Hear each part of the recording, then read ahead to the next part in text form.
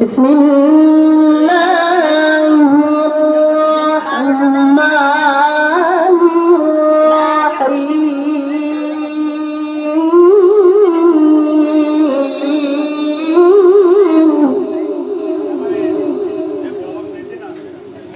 يا أيها الذين آمنوا يا أيها الذين آمنوا اتقوا الله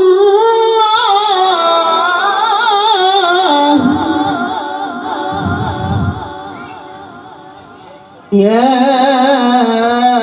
أيها الذين آمنوا اتقوا الله وكونوا مع الصادقين. وقال النبي صلى الله عليه وسلم أخلص دينك يكفيك الأعمال القليل أو كما قال عليه الصلاة والسلام. وقال الله تعالى في شان حبيبه إن الله وملائكته يصلون على النبي يا أيها الذين آمنوا صلوا عليه وسلموا تسليما. اللهم صل على سيدنا مولانا محمد وعلى آل سيدنا مولانا محمد ডাকলে কি প্রাণ শীতল হবে আরে ও গোলডাঙ্গাবাসী ডাকলে কি প্রাণ শীতল হবে সাইয়্যিদা রাসূলুল্লাহ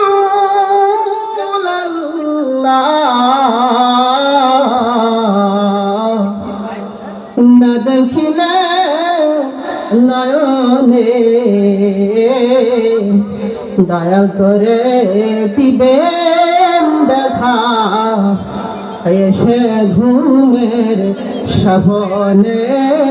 আল্লাহুম্মা সাল্লি আলা সাইয়্যিদিনা মাওলানা মুহাম্মদ وعلى آل سيدنا رسولنا محمد أنغو كاملوالا তুমি মদিনাওয়ালা أنغو كاملوالا তুমি মদিনাওয়ালা তোমারি জন্য জগত উজালা কামলিওয়ালা তুমি মদিনাওয়ালা ওগো কামলিওয়ালা তুমি মদিনাওয়ালা তুমি নয়নের তারা তুমি হৃদয়ের সারা তুমি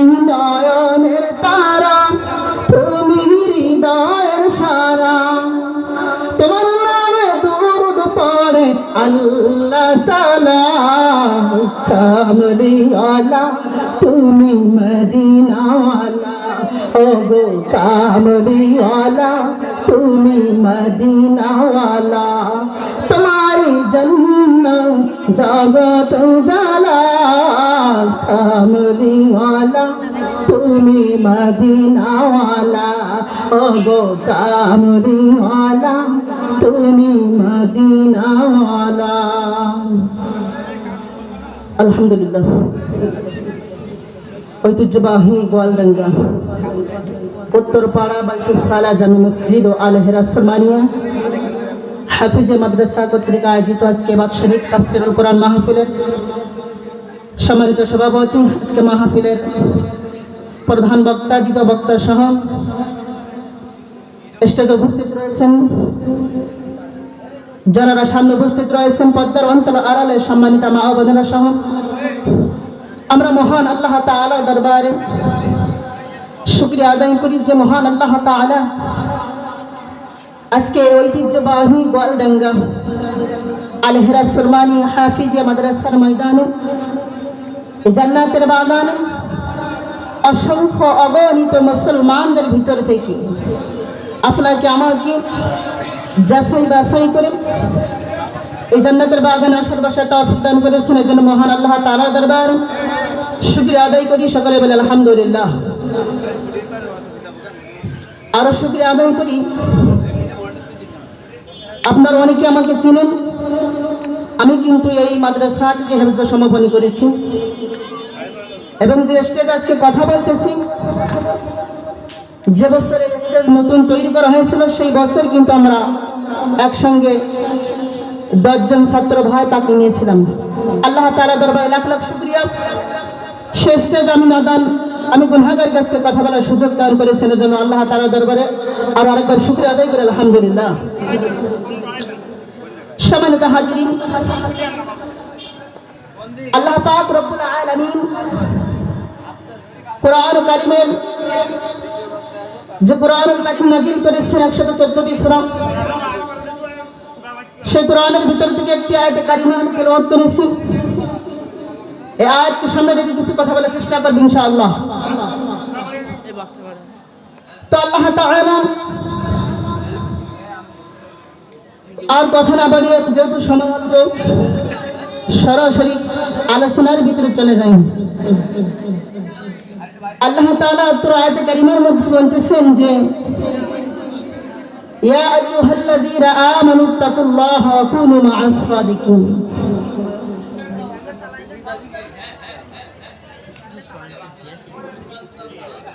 যদি আপনি আমি যদি কোনো মানুষ দুইটি গুণে গুণান্বিত হয়ে যায়, দুইটি গুণে যদি কোনো ব্যক্তি গুণী হন, তাহলে ওই ব্যক্তির জন্য দিনের পথে চলা সহজ হয়ে যায়। 1 নম্বর হলো ইত্তাকুল্লাহ, আল্লাহ তাআলাকে ভয় করা, আল্লাহ তাআলার ভয় অন্তরের ভিতরে ঢোকানো। 2 নম্বর ওয়া কুনু মা'আস সাদিকিন, এবং সত্যবাদী আল্লাহ ওয়ালাদের সাথী হয়ে যাওয়া। আল্লাহ ওয়ালাদের সাথী কেন হব? উদাহরণ দিতে বুঝতে সহজ হবে। যখন আপনি আমি মনে করেন এইখান থেকে এই গোয়ালডাঙ্গা আল হেরা সুরমানিয়া হাফিজা মাদ্রাসার এই গেটের সামনে থেকে উঠে যখন বড়দল দিকে যাব, আপনি আমি এখান থেকে দাঁড়িয়ে ডাক দিয়ে ও ভ্যান ভ্যান বলে যখন ডাক দিব, ডাক শুনবে কে? ভ্যানওয়ালা। আসলে ভ্যানওয়ালার নাম কিন্তু ভ্যান নয়, ভ্যান কিন্তু ডাক শুনবে না, ডাক শুনবে ভ্যানওয়ালা। তো ভ্যানওয়ালার কাছে জিজ্ঞাসা করায়, ভাই আমি ভ্যান বলে ডাক দিলাম, আপনার নাম তো ভ্যান নয়, কিন্তু আপনি ডাক শুনলেন কেন? ও মুসলমান, ও গোয়ালডাঙ্গাবাসী, ওই ভ্যানওয়ালা ভাই তখন উত্তর দিবে, ভাইজান যে ভ্যান বলে আপনি ডাক দিয়েছেন, এই ভ্যান তো ডাক শুনতে পারে না, আর আপনার ডাকে যদি আমি সাড়া না দেই, আমার ভাড়া হবে না, আয় রোজগার হবে না, ইনকাম হবে না। এই জন্য ভ্যানের সঙ্গে মিশতে মিশতে ভ্যান চালাইতে চালাইতে আমি নিজে এখন ভ্যানওয়ালা হয়ে গেলাম।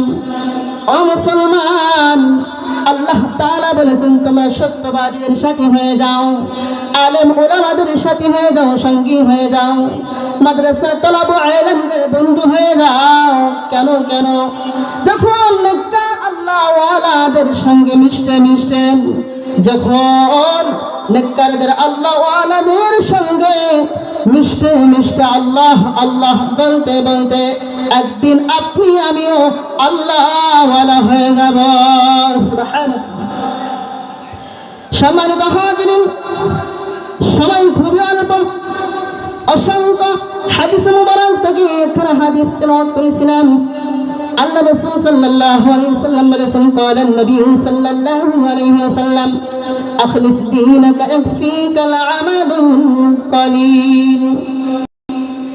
হাদিসের অর্থ, তোমার ঈমানকে খাঁটি করো, অল্প আমলই নাজাতের জন্য যথেষ্ট হয়ে যাবে। ঈমান যদি সঠিক থাকে তাহলে অল্প আমল, নেক আমল অল্প হলেও সেটা দিয়ে জান্নাতে যাওয়া সম্ভব হবে। কিন্তু ঈমানের ভিতরে যদি ভেজাল থাকে তাহলে যত বড় বড় আমল করলে কোনো লাভ হবে না। সম্মানিত হাজিরিন, এই হাদিসের শানে ছোট্ট একটা ওয়াকিয়া বলে, হাদিসের শানে হাদিসের একটা ঘটনা বলে আমি আমার সংক্ষিপ্ত আলোচনা শেষ করব ইনশাআল্লাহ।